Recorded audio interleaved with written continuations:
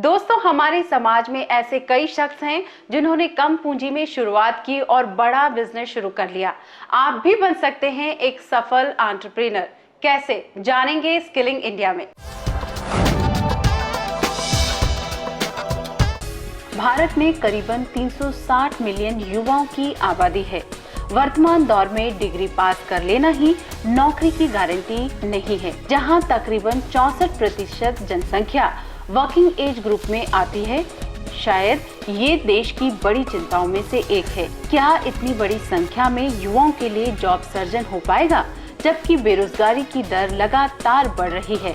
ऐसे में भारत सरकार द्वारा बनाए गए स्किल्ड प्रोग्राम का सर्टिफिकेट कोर्स करके आप अपना भविष्य उज्जवल बना सकते हैं।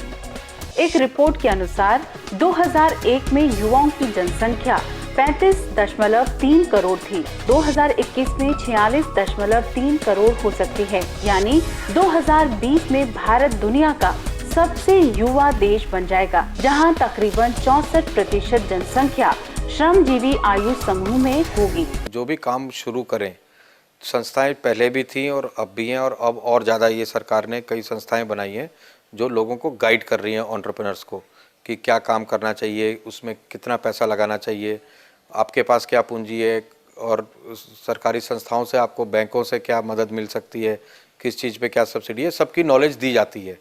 तो कोई भी काम शुरू करे, एक बार ज़रूर इन संस्थाओं के पास जाए और वहाँ जो स्पेशलिस्ट बैठे हैं उन लोगों से जानकारी ले ले। ऐसे में आप खुद को स्किल्ड करके रोजगार पा सकते हैं, बल्कि दूसरों को भी रोजगार दे सकते हैं। हमारा जो मकसद है वो एक तरह का हुनर पैदा करना, जैसे बनाना फार्मर हुआ, डेयरी फार्मर एंटरप्रेन्योर हुआ, मोबाइल रिपेयर। फिर जिसमें आपका इंटरेस्ट हो आप उस तरह का जॉब रोल कीजिए, और उस जॉब के रोल के साथ जो आपको हुनर मिलेगा उसको एक एंटरप्रेन्योरशिप में बदलिए।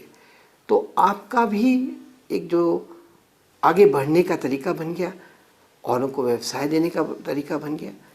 एक रिपोर्ट के अनुसार हमारे देश में अनपढ़ लोगों में बेरोजगारी की दर 3.7% थी।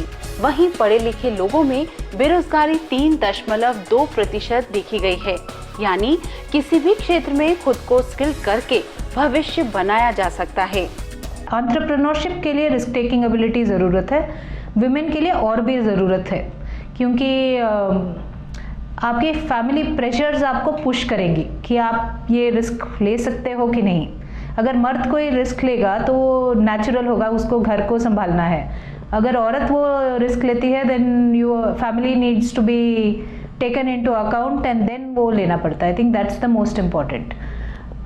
एजुकेशन इम्पॉर्टेंट है, स्किल्स इम्पॉर्टेंट है, बट कॉन्फिडेंस बहुत ज़रूरी है। एक रिपोर्ट के मुताबिक 2011 में बेरोजगारी दर 3.5% थी। वहीं 2012 में 3.6 हो गई। 2013 में बेरोजगारी की ये दर बढ़कर 3.7 और 2014 में 3.8 हो गई, जो 2015 में बढ़कर 4.9% हो सकती है। चैम का एक सर्वे हुआ था, उसमें दे क्लियरली सेड कि 15% से ज़्यादा ग्रेजुएट्स और पोस्ट ग्रेजुएट्स इंडिया में एम्प्लॉयबल ही नहीं है।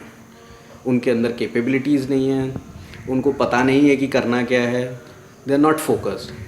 कहते हैं अगर जज्बा मजबूत हो तो आम इंसान भी बड़े से बड़ा काम कर सकता है।